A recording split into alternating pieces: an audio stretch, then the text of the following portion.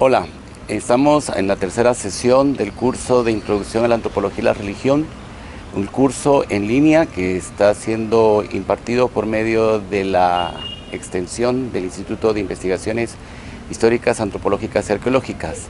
Hoy, aprovechando que es un día de verano con calor, hemos salido a la calle para poder empezar esta clase al lado de este monumento de la cultura maya procedente de Caminalfuyú. Es un marcador de pelota donde podemos encontrar una figura antropomorfa, es decir, en forma de persona y forma de animal conjuntamente, y he decidido empezar aquí la clase debido al tema que trataremos hoy.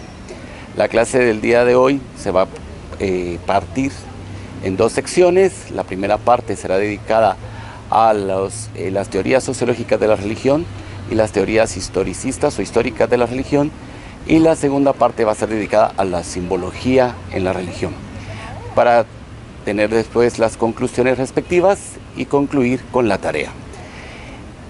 Aprovechando que tenemos 2 semanas de la Semana Santa más la posterior, pues podrán ir dosificando la forma en que verán la clase.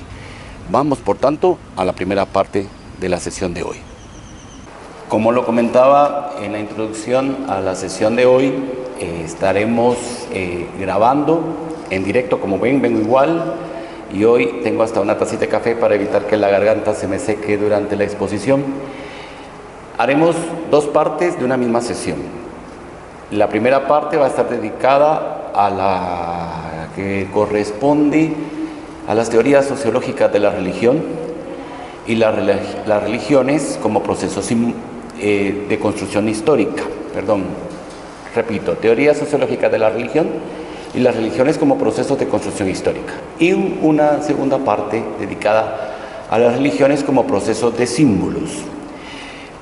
Luego daré las conclusiones y la tarea para de una vez indicarles que la próxima sesión será el viernes 1 o 1 de abril del año de 2016.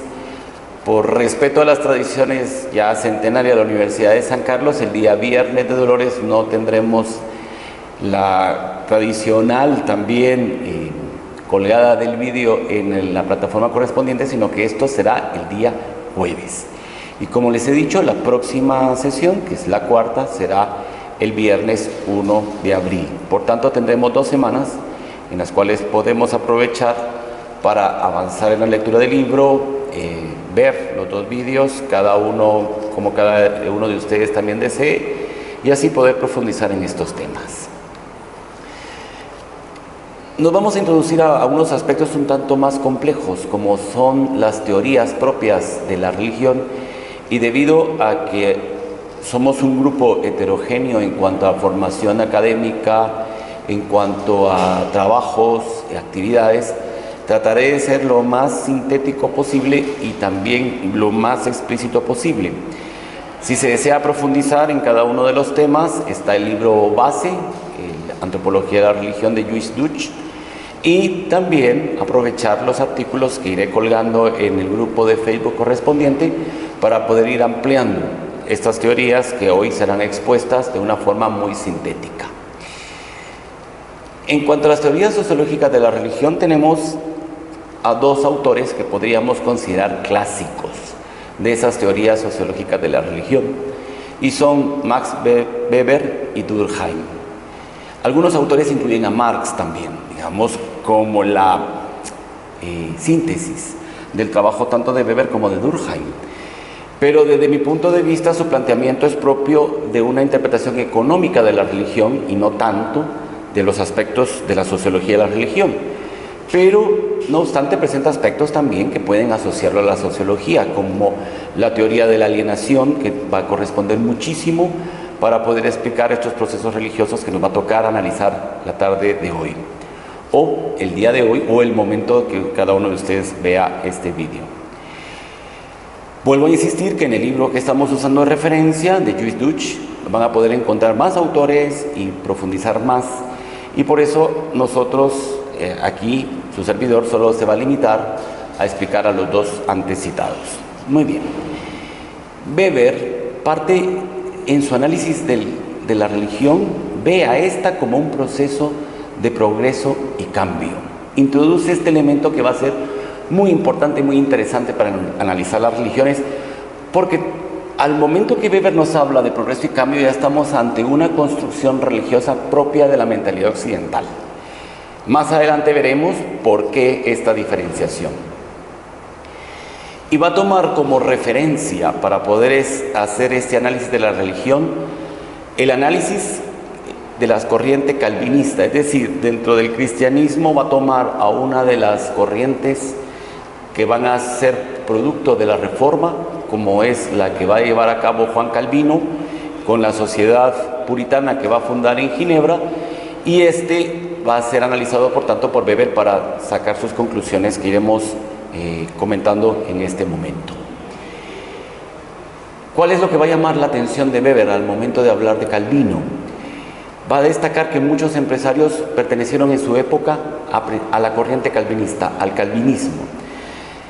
Mucho de la mentalidad ginebrina de la época, por supuesto, va a estar imbuido por esta corriente más estricta que va a surgir después de la Reforma luterana. Y van a introducir el elemento puritano en la concepción de la sociedad y también con una fuerte repercusión económica. Y también influyen en el pensamiento puritano occidental, del cual todavía nosotros somos herederos. Lo voy a decir así muy rápido y luego si quieren en la página del Facebook vamos a comentarlo y poder debatir conceptos como el de la familia, por ejemplo, el de la educación de los hijos, el de la educación sexual también, que ha sido uno de los temas que más ha estado en controversia ahora, le debe mucho a esa mentalidad puritana del calvinismo. Y esto permitió el desarrollo de formas distintas de explotación y de acumulación de riqueza que son las propias del capitalismo. Es decir, hay una asociación entre capitalismo y calvinismo. De hecho, la moral puritana va a influir enormemente en la concepción moralista racional de la Ilustración. Vamos a tener en la Ilustración un momento en el cual quieren salir, digamos, de la esfera providencialista, de esa esfera de la sociedad y la moral de origen divino, y para esto van a adoptar otra forma moral, porque el cristianismo tiene una característica esencial en cuanto a religión, y es que es una religión que tiene un orden moral muy propio de las religiones monoteístas, como son el judaísmo y el islam. Cuando estudiemos cristianismo e islam, profundizaré en esto. Y de esto también vamos a encontrar esos conceptos que les decía anteriormente y que en la actualidad todavía la seguimos debatiendo. Porque para los calvinistas, por ejemplo, y este es otro caso que nos va a acercar a lo que es el puritanismo aplicado a la economía, es decir, al desarrollo económico propio de este precapitalismo que estamos encontrando en la sociedad calvinista, el éxito comercial era un signo del favor de Dios para cada uno de ellos. Otro aspecto, que solo lo digo para tenerlo presente, es que con la Reforma vamos a encontrarnos con el concepto de la predestinación. Calvino va a profundizar más y dirá, para lograr saber que alguien está predestinado, le tiene que ir bien en esta vida, rompiendo con el concepto católico que en esta vida era de sufrimiento porque venía un futuro mejor. Concepto que también encontramos en el Islam, por poner un ejemplo, para que veamos la diversidad de estas teorías en otras creencias. La moral puritana, por tanto, va a tener en este concepto de la posibilidad de adquirir más riqueza uno de sus valores más arraigados. Y esa es la raíz de la actual teología de la prosperidad, para que veamos que no hay nada nuevo en este tema. No obstante, esta teología de la prosperidad hunde sus raíces en los movimientos religiosos cristianos puritanos norteamericanos de los siglos XVIII y XIX, y que van a condicionar la entrada al cielo, es decir, a la vida eterna, y por tanto también a la salvación, a la prosperidad material que pueda acumular en esta tierra cada una y cada uno, porque esa salvación es individual y esa riqueza también se adquiere individualmente, y es un signo incuestionable de ser los predestinados al reino eterno. Aquí ya tenemos una estructura social. Es decir, hay un ordenamiento social que va a partir de esa concepción de la vida eterna para aplicarla en la forma de producción y de explotación que también se va a dar.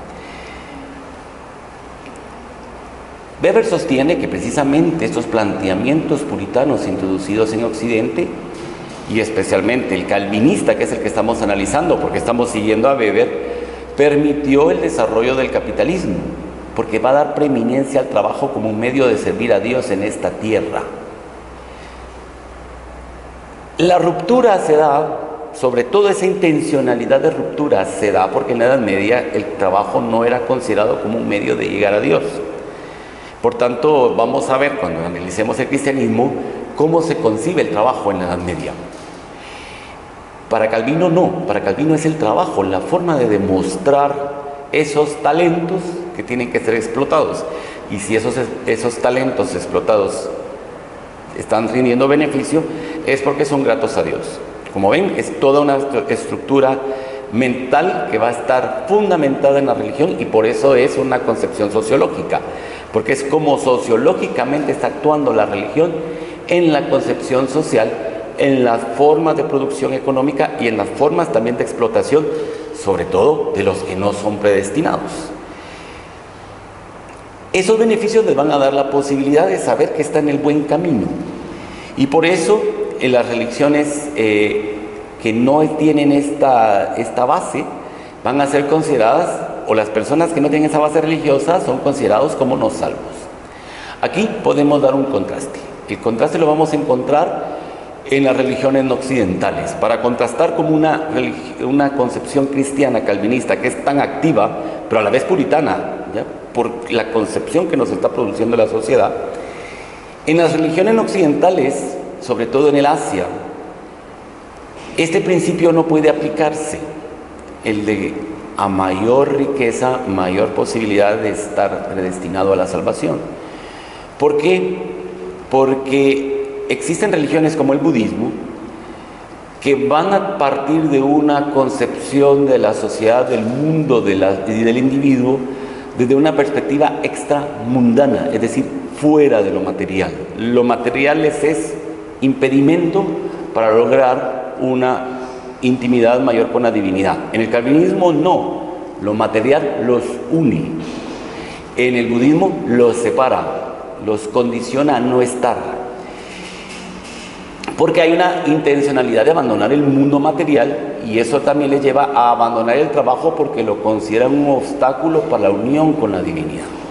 Por eso es la complejidad de las religiones del Asia, que en la actualidad algunos elementos se están poniendo de moda y las personas creen que tienen una visión budista porque meditan, pero la meditación no es solo el ejercicio de meditar, que la meditación la tiene también el cristianismo y todas las demás religiones, es la intencionalidad de la meditación. En el caso del budismo, la intencionalidad es romper todo vínculo con lo material. En el fundamento de la teoría weberiana, en síntesis, el desarrollo económico que puede alcanzarse aplicando una determinada moral religiosa. Moral con producción económica, beneficios. Es un planteamiento, en su planteamiento, las que no buscan ese desarrollo, es decir, esas religiones que él considera que no lo tienen como planteado, sino que se quedan en aspectos propiamente espiritual, van a impedir el desarrollo capitalista en sus regiones. Y de hecho, si analizamos históricamente el imperialismo del siglo XIX, muchos de esos cheques los encontramos por estas dos formas distintas de concebir la vinculación del individuo con la divinidad. Porque estos son unos sistemas que no coinciden con la forma de pensar de Occidente, y porque sus parámetros religiosos y organización social son distintos. También parten de teogonías distintas, de cosmogonías distintas. Para Weber, las religiones de la salvación, como el cristianismo, fomentan una actitud revolucionaria porque inducen al cambio, a la transformación. En cambio, las religiones que fomentan una actividad pasiva y aceptación del orden existente, desalientan cualquier proceso revolucionario de cambio en sus respectivas sociedades, y por eso es que va a sostener que van a encontrarse más posibilidades de revolución en estos planteamientos que nosotros. Durkheim, pasando al otro autor, concentró sus trabajos en las religiones de sociedades pequeñas, por lo que su objeto de estudio fue el análisis del tótem y el totemismo, particularmente en las sociedades originarias de Australia. Para él, las religiones totémicas representaron las formas más simples o elementales de religión, y que también, como lo vimos en la clase anterior, permitieron esa cohesión social, esa integración social. Destaca el hecho que el tótem es un objeto simbólico, de ahí parte para explicar la diferencia entre lo sagrado y lo profano. Los símbolos sagrados, aunque materiales, son separados de los demás elementos profanos que corresponden a la cotidianidad de la vida en comunidad. En la segunda parte de símbolos profundizaremos en esto. Durkheim sostuvo que la religión no es un simple cúmulo de creencias, como en la actualidad pensamos, sino que en todas se aprecia una serie de ceremonias y ritos habituales favorecedoras de la integración social, de la conformación social, de la integración social. Es decir, es la incorporación del individuo en una sociedad concreta y sentirse parte de, para llegar a una vida comunitaria plena como grupo social, y lo que genera esa solidaridad de grupo que vemos en las organizaciones comunitarias de, digamos, de pueblos, como él le llama, pequeños. Las ceremonias y los ritos son esenciales para la integración como grupo. Cada ceremonia, cada rito es un paso que permite acercarse con mayor profundidad a esa conformación de la persona con el grupo. Sin ellos no puede hablarse de una religión. Y también sostiene que esta concepción moderna, que a veces es muy crítica con las prácticas que acabamos de sintetizar, está eliminando las religiones porque ha reducido las ceremonias y los ritos al ámbito privado. Volvemos otra vez a la ilustración. La ilustración favorece lo individual, lo privado. Las sociedades de organización comunitaria tienen que ser colectivo, integrador, todos.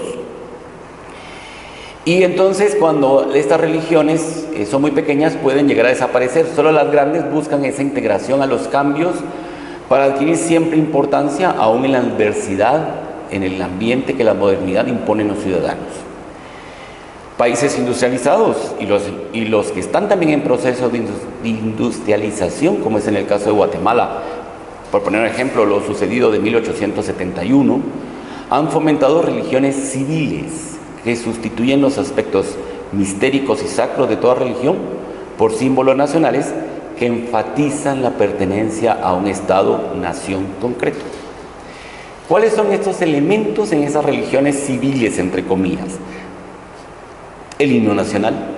Digamos, hay una ceremonia para cantar el himno nacional, poniéndose la mano en el pecho, estando firmes, no se pueden distraer, y también los demás símbolos patrios, o el exaltar las gestas patrias, etc. Pero en el caso nuestro, en la actualidad podemos ver cómo estos símbolos patrios se están entrelazando con visiones cristianas neopentecostales de salvación a la patria, la religión civil unida a esas nuevas formas de expresión religiosa. Bien, pasamos a las religiones como proceso de construcción histórica. Este apartado corresponde a destacar que los primeros estudios sobre la religión fue desde la historia, por lo que la historia de las religiones constituyó una de las inquietudes intelectuales de todos los tiempos de la existencia humana. Siempre vamos a encontrar, Heródoto, por ejemplo, se dedicó parte también al estudio de las religiones romanas, y otros pensadores romanos. En el cristianismo encontramos lo mismo, en el islam encontramos lo mismo, etc. El destacar la forma en que esa religión surgió y se desarrolló en un determinado territorio y sociedad es, digamos, la forma que tiene la construcción histórica de las religiones. Y por eso es que van a llegar a narraciones históricas orales que se van a transformar en mitos, por ejemplo el caso de Gilgamesh en Mesopotamia, o la unificación de Egipto por parte de Menes, que por ser acontecimiento histórico se remonta a miles de años y también va a adquirir esas características míticas y religiosas, y que va a ser el objeto de la construcción histórica de las religiones. Al igual que la antropología de la religión en sus orígenes, la historia de las religiones destacó a las religiones que va a considerar primitivas, porque ese va a ser su objeto de estudio. En contraposición con el cristianismo, por ejemplo, que se va a estudiar desde la historia de la Iglesia y cuyo ámbito se centró y sigue siendo centrado en el inicio y proceso de la expansión del catolicismo en la vida y en el mundo, y está vista no como una religión primitiva, sino como una religión progresista, tal como en el concepto weberiano que vimos anteriormente, o revolucionaria. Uno de los más destacados historiadores de las religiones es Mircea Eliade, cuya influencia sigue presente en las y los que se dedican a la religión como objeto de estudio y de investigación. Ahora bien, tenemos que tener presente que religión e historia se conjugan en las elaboraciones mitológicas del origen de cada sociedad. Van asociadas, no los podemos separar, insisto, de sus orígenes, de la construcción de ese ideario, de ese imaginario de origen, de cada pueblo y de cada civilización, de cada país, de cada sociedad. Por tanto, la historia de las religiones estudia esa construcción histórica de la religión, pero de una forma laica, que se va a fundamentar en el siglo XIX con el fin de separar la historia de la Iglesia y también de la teología. Va a estudiar el surgimiento y desarrollo de las prácticas religiosas, los ritos, las creencias y los mitos fundamentales de conformación. Y concluimos esta parte en la que, al ser el objeto de estudio la historia en el análisis de la construcción de las religiones, su vinculación con los aspectos mitológicos y heroicos de su conformación social también figuran indirectamente en su análisis. Hasta aquí la primera parte de esta sesión.